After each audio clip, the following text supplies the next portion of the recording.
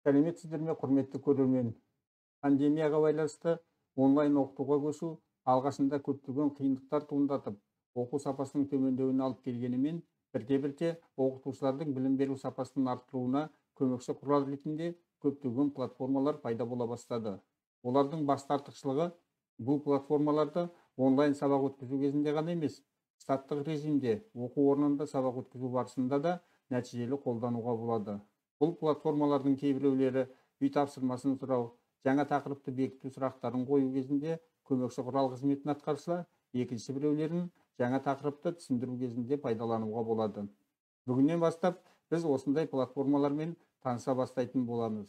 Бүгінгі біздің қарастыратынымыз WordWall деп аталады. Платформаға кіруге арналған сілтеме бейнежазба астында берілген.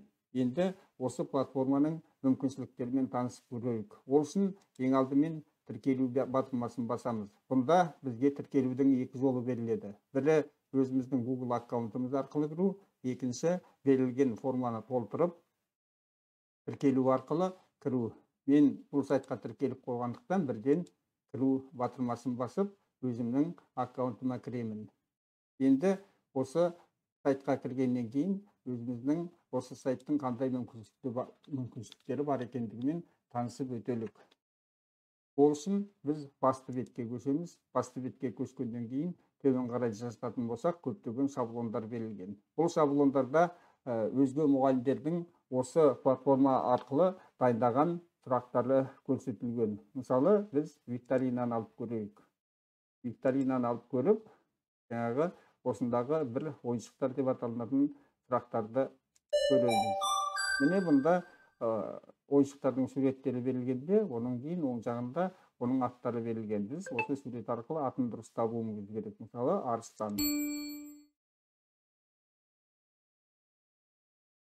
Келесі сұрақ, мысалы, кірпі.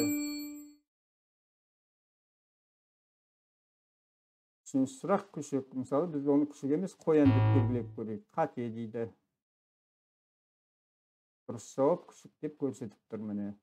Енді қуыршақ.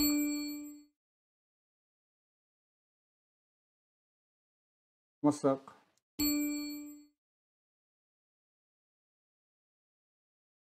Үй.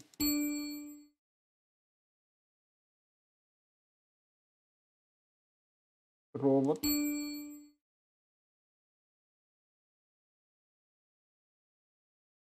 Қонжық. Міне біз 8 сұраққа жауап бердік. Біздің жауаптарымыз міне 7 сұраққа дұрыс жауап бердік. Бір сұраққа қате жауап бердік. Жиыны 8 сұрақ. Тағы бір шаблонды көрелік. Мысалы, случайное колесо.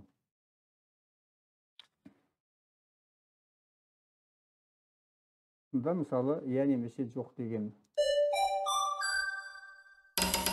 Айналдырамыз.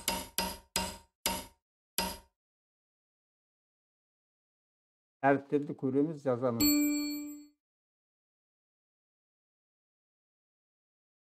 Әріптерді көреміз бе, әлде жазамыз ба? Иә немесе жоқ дегенді басуымыз керек.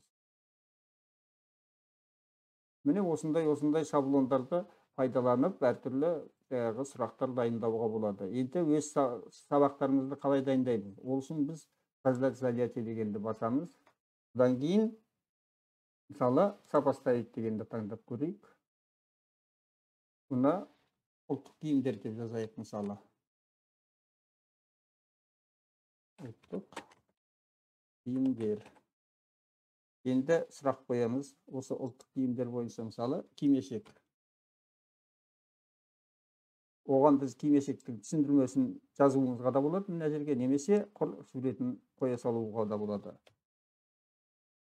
Суретін біз браузер арқылы таңдап аламыз. Міне кимешектің суреттері берілген. Біз біреуін таңдайық, мысалы, мынаны таңдайық. Добавить қосамыз. Келесі, мысалы, камзол дейді. Тағы да суретін таңдаймыз камзолдың. Іздейміз. Міне камзол. Және сәукеле делік, мысалы.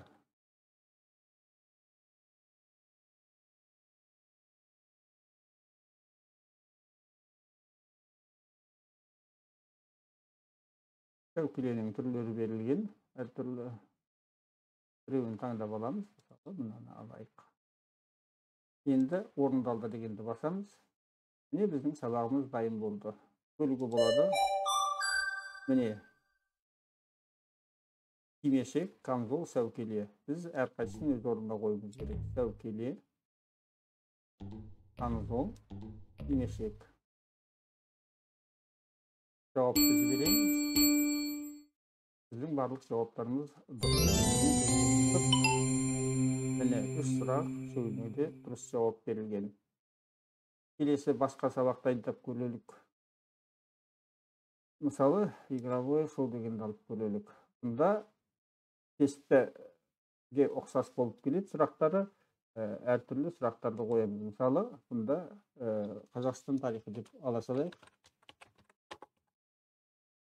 Сұрақты енді сұрақтарды қоямыз. Тарихтың атасы.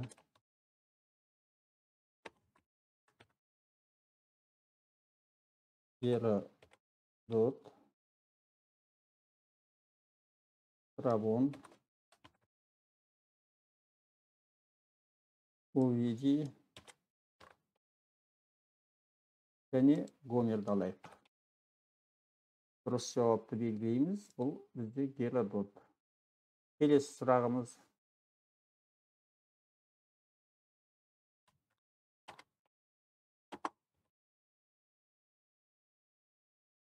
Тұңғыш қазақ дыбысты фильмі.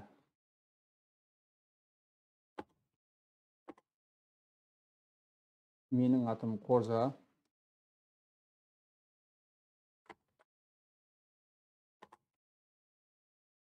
Алпамыс мектепке барады. Амангелді. Және қыз жібекті алайық.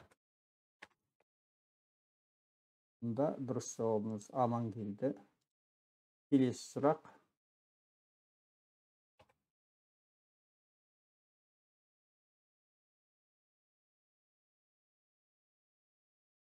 мың 1920-24 жылдардағы Қазақстан астанасы.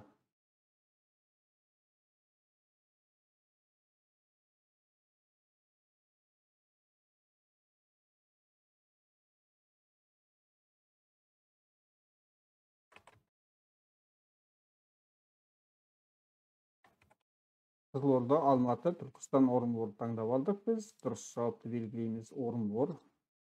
Келесі 4-ші сұрақ.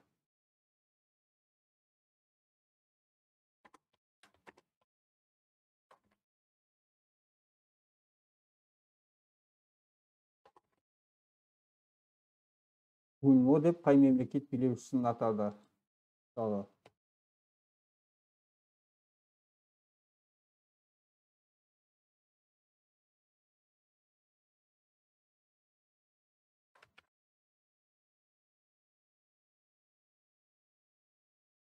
Мұнда біз дұрыс жауапты белгілейміз.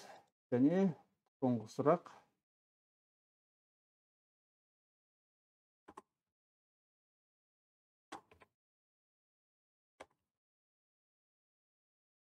ақш-та құлдықты жойған президент деген сұрақты алып көрелік.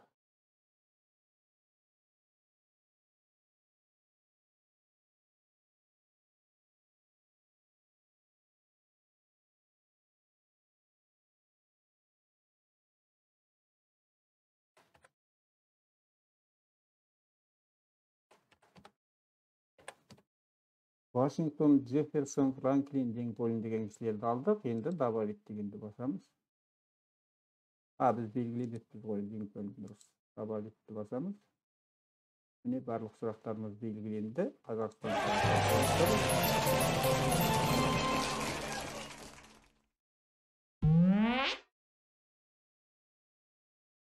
тарихтың атасы Геродот мысалы.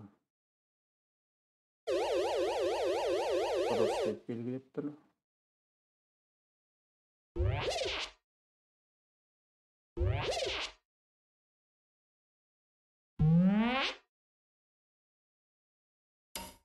Тұңғыш қазақ дыбысты фильмі Амангелді.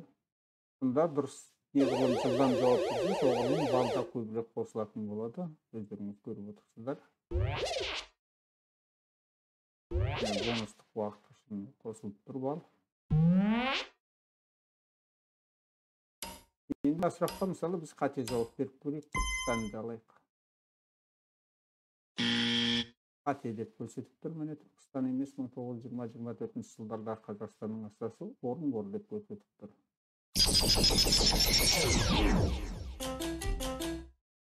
Міне осындай әртүрлі сабақтарды дайындалып, одан кейін менің сабақтарым дегенге кірсеңіз, міне сіздің сабақтарыңыз сақталып тұрады. Бұл сабақта кез келген уақытта көрсете беруіңізге болады. Ол үшін сізге интернет желісіне қосылған компьютер мен интербелсенді тақта керек. Интербелсенді тақта арқылы кез келген браузерді ашып, осы сайтқа кіріп, жаңағы өзіңіздің аккаунтыңызға кіргеннен кейін менің сабақтарым дегенді таңдасаңыз, осы сабақтар тұрады, сұрақтарыңыз. Оны қайсысын үй тапсырмасын сұрау кезінде пайдаланасыз. Одан кейін жаңа тақырыпты өтіп болғаннан кейін жаңа тақырыпты бекітуге арналғандарын бөлек көрсететін боласыздар. Міне бүгінгі осы сайттың мүмкіншіліктері негізгі осындай. Мұндай сайттар, платформалар оқытуға арналған өте көп. Біз біртіндеп солардың барлығымен шамамыз келгенше танысатын боламыз. Келесі бейнежазбамызда біз жаңа сабақты түсіндіру кезінде қандай сайтты пайдалануға болады, сонымен танысатын боламыз. Айтпақшы, бұл сайтты онлайн сабақта да қолдана беруге болады. Онда жаңағы Zoom платформасына кіріп, демонстрация экраны арқылы браузерді ашып, дәл осындай көрсете берулеріңізге болады. Егер де осы бейнежазба сіздерге ұнаған болса, лайк басыңыздар. Бейнежазба туралы пікірлеріңізді жазып қалдырыңыздар. Келесі кездескенімізше қош сау болыңыздар.